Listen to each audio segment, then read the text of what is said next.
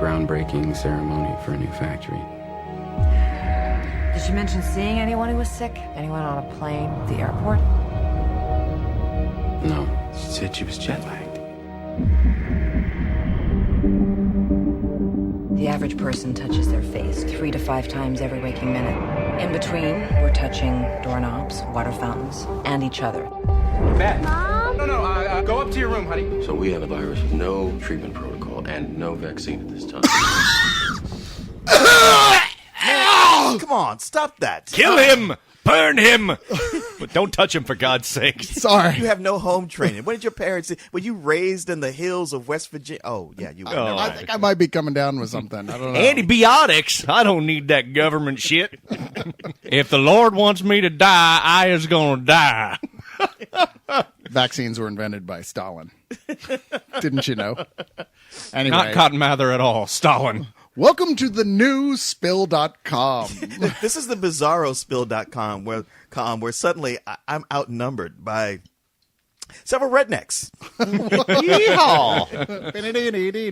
You speak when spoken to, darky. But Corey is out of town, and co-host is, I don't know, uploading himself to some porn site probably, and filling in. And hopefully in a fashion we'll see more of in the future. Wait, you plan on getting rid of those other two? I don't know what you're talking about. Hey, people travel. They get diseases. Leon, plausible Traveling deniability. Traveling by biplane is so hazardous.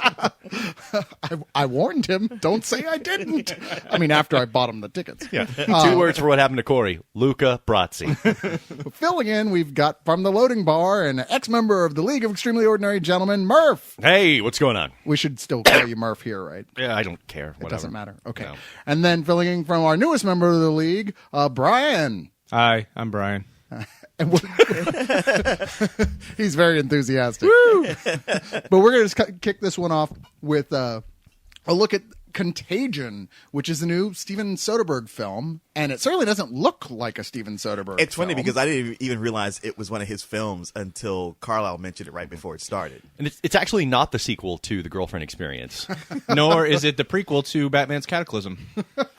But I do think it fits right in between the new Planet of the Apes and whatever the next one is going to be. Oh, Thank you. There you go. I was totally thinking, like, if you've seen Rise of the Planet of the Apes, if you've seen the ending of that film, this feels like what happens to the humans while the apes are busy evolving and, like, plotting and forming their own society. It's like, well, the humans got to go somewhere.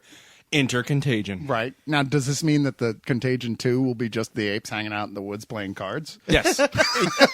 Anyway, Brian and I, this is one of these weeks where, for whatever reason, every movie coming out this weekend, they screened on the exact same day at the exact same time. So we had to split them up. Yeah. So Brian and I went to go see the other review that'll be going up. But I leave it to you guys to, tell us about the plot of this movie. What is this fucking movie about? Disease, the end. Yeah. There you go. This movie is about trying to make you paranoid about sneezing I'm sorry, not sneezing. This movie is designed to make you paranoid about touching anything or anyone.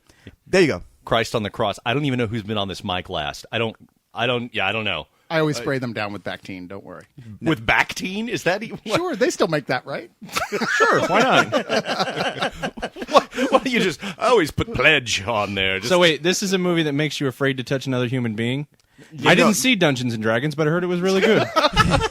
That's the thing, Brian. If it had settled on making you paranoid about touching another human being, you could kind of go like, all right.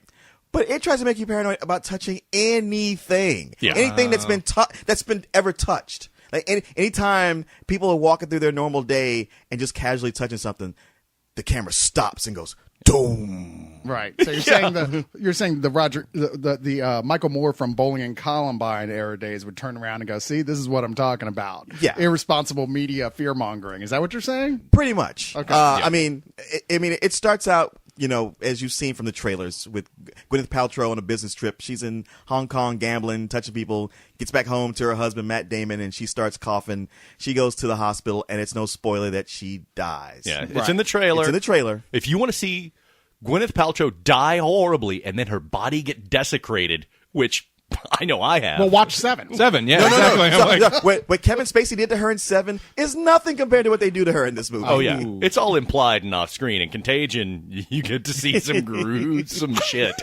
and it's awesome. Really? So, Yes. Yeah, Wow. it's like Dr. Giggles level. Yeah. What? Really? Dr. Did you just play the Dr. Giggles card? I did. I bet that's what Soderbergh was thinking. did I It was an homage. did I fuck around and miss a horror movie this week? No. The old Dr. Giggles. You remember that one? Who was the guy who played Dr. Giggles? Larry Drake. Larry Drake, right. Larry Yeah. Drake from the Darkman. It was Yeah. one of Law. Kurosawa's big influences.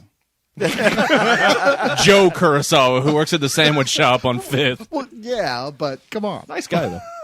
Now, as with any contagion, if one person's sick and it's easily spreadable, much like Nutella, it goes from several people in Hong Kong to all over the world, and it's just multiplying and multiplying. And the rest of the movie is about how the world deals with it. It's like a slow motion version of 28 Days Later. Yes, it is. Only without crazy. It's kind of like, man, are people going to turn into zombies? Because that would be really cool. Yeah. But they don't turn into zombies. No. So it's not all that cool. See, that feels like a big disconnect moment for me as a viewer where I'd go like, oh, they're getting ready to have zombies, and then they just fall down and die. Well, if by zombies you mean they cough up a bunch of mucus, go into seizures, and then just lay there as a corpse. so that's a pretty lame zombie, all things considered. Yeah, I mean, maybe they are the slowest of See, zombies. these zombies just have to touch something and then get you to touch it. Yeah. So again, and There's the rub. So it's Tag the movie. Okay. Now, imagine like the zombies, a disease that turns people into zombies, but not really into zombies. They just kind of die and move really slow. And Gwyneth Paltrow wasn't a zombie? and if instead of Steven Soderbergh, it's got Steven Soderbergh's look to it, but it's more like a Robert Altman film. It where, is. where you got about 8 to 16 plot lines that it just keeps revolving around. And like 80 billion characters, apparently. To the point that, it's so star-studded that it kind of works against itself. It's like Shortcuts if everyone was dying Well, that doesn't sound entirely horrible. instead of just the audience. Well, it's interesting that you mention that because, Robert Altman and Steven Soderbergh are two people that I've always thought did a great job with ensemble casts. Like having all these people in one movie and doing a good job of. I mean, that's what makes at least the first and third Ocean's movie so good. Is he finds a way to take all that talent and balance it out. But you're saying in this one, it's not so much the case. I'll put it Too this way. thin. It's distracting.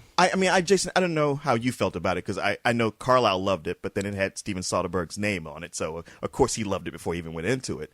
For me, it's one of those things where it's not like his direction is bad, and there's a great look to it.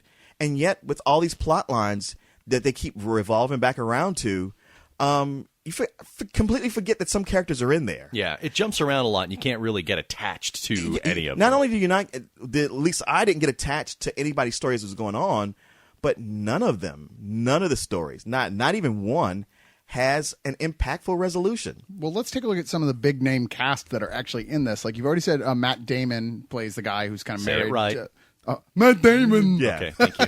Who's married to Gwyneth Paltrow, who I guess is John Q. Public, who is very upset in the trailers that his wife is dead. Yes. But along with him, we've got Kate Winslet, who plays a doctor in this, I guess. I don't know what her Yes, she story is. does for a little bit. Yeah, she's not one. You're not going to paint her like one of your French girls, but that would be Marion Cotillard. Or sorry, say it right, Murphy. Mary Cotillard.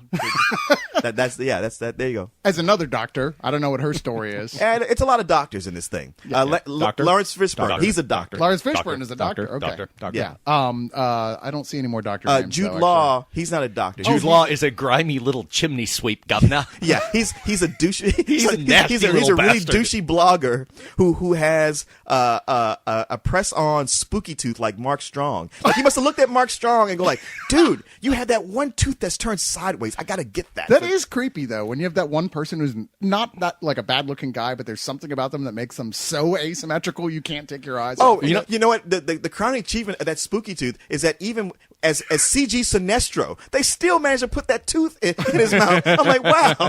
Even the 3D animators won't fix this. I think you just crowned a new phrase. Spooky tooth. Spooky tooth. She's a hottie, but she's got Got the the spooky tooth. But he's gross in this. You thought he was gross in Road to Perdition? Yeah. Oh, He's yeah. just this nasty, skeezy guy. I mean, You already said that when you said blogger. You know what? They actually make a point of that. Elliot, I don't want to ruin it for anybody who might see it, but he has such a fantastic quote about bloggers. It's really, really good. And appears to be chimeric in origin.